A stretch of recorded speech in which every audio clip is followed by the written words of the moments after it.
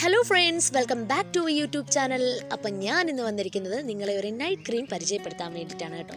ഞാൻ ഈ ഒരു ക്രീം നിങ്ങളെ പ്രത്യേകം പരിചയപ്പെടുത്തേണ്ട ആവശ്യമില്ല എന്ന് എനിക്കറിയാം, കാരണം ഈ ഒരു ക്രീം യൂട്യൂബിൽ വൈറൽ. ഇതാണ് ഡാംഡോക് 2% കോജിക് ആസിഡ് നൈറ്റ് ക്രീം.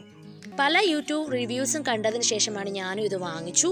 ഇതിപ്പോൾ എൻ്റെ രണ്ടാമത്തെ ബോട്ടിലാണ് കേട്ടോ. അപ്പോൾ എൻ്റെ ഒരു അനുഭവം നിങ്ങളുമായിട്ട് ഞാൻ പങ്കുവയ്ക്കാം.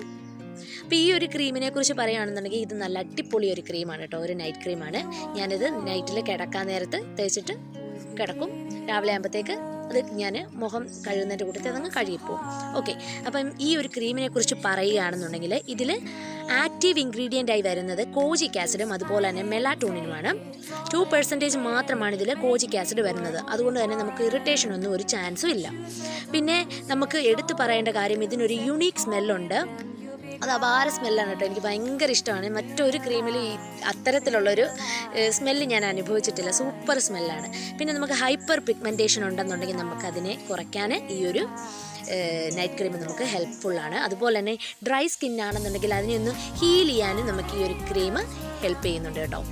പിന്നെ നമുക്കിതിൻ്റെ മറ്റ് ഗുണങ്ങൾ എന്തൊക്കെയാണെന്ന് വെച്ചാൽ, പിഗ്മെൻറ്റേഷൻ കുറയ്ക്കാനും അൺഈവൻ സ്കിൻ ടോണിനെ ഈവൻ ആക്കാനും പിന്നെ ഡാർക്ക് സ്പോട്ട് കുറയ്ക്കാനും അതുപോലെ തന്നെ ഡാമേജ്ഡ് ആയിട്ടുള്ള സ്കിൻ സെൽസിനെയൊക്കെ നമുക്ക് റിപ്പയർ ചെയ്യാനും റീസ്റ്റോർ ചെയ്യാനും ഈ ഒരു ക്രീം നമ്മൾക്ക് ഹെൽപ്പ് ചെയ്യുന്നുണ്ട്. അതുപോലെ തന്നെ ലൈറ്റനിങ്ങിനും ബ്ലെമിഷൻസ് ഒക്കെ കുറയ്ക്കാനും ഇത് നമുക്ക് ഹെൽപ്പ് ചെയ്യുന്നുണ്ട്. പിന്നെ ആരൊക്കെ ഈ ഒരു ക്രീം ഉപയോഗിച്ചൂടാ എന്ന് ചോദിച്ചാൽ, ഡീഹൈഡ്രേറ്റഡ് ആയിരിക്കുന്ന സ്കിന്നുള്ളവർ, അതുപോലെ തന്നെ സെൻസിറ്റീവ് ആയിട്ടുള്ള സ്കിന്നുള്ളവരൊന്നും ഇത് യൂസ് ചെയ്യാതിരിക്കുന്നത് തന്നെയാണ് നല്ലത്. ആദ്യമായിട്ട് എന്തായാലും നമ്മൾ ഉപയോഗിക്കുന്ന ഒരാളാണെന്നുണ്ടെങ്കിൽ ആദ്യമായിട്ട് നമ്മൾ പാച്ച് ടെസ്റ്റ് എന്തായാലും ചെയ്ത് നോക്കണം. അത് നമ്മുടെ ആവശ്യമാണ്. നമുക്ക് ഇതിനകത്ത് വല്ല അലർജി ഉണ്ടോ ഇല്ലയോ എന്നൊക്കെ നമുക്ക് ടെസ്റ്റ് ചെയ്യണമല്ലോ. അപ്പോൾ അതെന്തായാലും ചെയ്തിരിക്കുക. അതുപോലെ തന്നെ പാരബൻ ഫ്രീ ആണ്, സൾഫേറ്റ് ഫ്രീ ആണ്, ക്രുവൽറ്റി ഫ്രീ ആണ്. അതുകൊണ്ട് തന്നെ നമുക്ക് സേഫായിട്ട് ഇതിനെ യൂസ് ചെയ്യാവുന്നതേ ഉള്ളൂ. ഇത് ഉപയോഗിക്കേണ്ട ഒരു രീതിയുണ്ട് കേട്ടോ. പിന്നെ ചിലർക്ക് ഒരു ഡൗട്ടുണ്ട്, ഇത് ഉപയോഗിക്കുന്നുണ്ടെ മോയ്സ്ചറൈസർ ഉപയോഗിക്കണോ എന്നൊക്കെ. അതിനെക്കുറിച്ചാണ് ഇനി പറയുന്നത്. ഇത് ഉപയോഗിക്കേണ്ടത് ആദ്യം തന്നെ ക്ലെൻസ് ചെയ്യണം. അതിനുശേഷം ഒരു ടോണർ ഉപയോഗിക്കണം. അതിനുശേഷം നമ്മൾ സിറം യൂസ് ചെയ്യുന്നവരാണെന്നുണ്ടെങ്കിൽ സിറവും ഉപയോഗിച്ചതിന് ശേഷമാണ് നമ്മൾ ഈ നൈറ്റ് ക്രീം ഉപയോഗിക്കേണ്ടത്. ഇതിനിടയ്ക്ക് ഒരു മോയ്സ്ചറൈസറിന് യാതൊരു ആവശ്യവുമില്ല കേട്ടോ.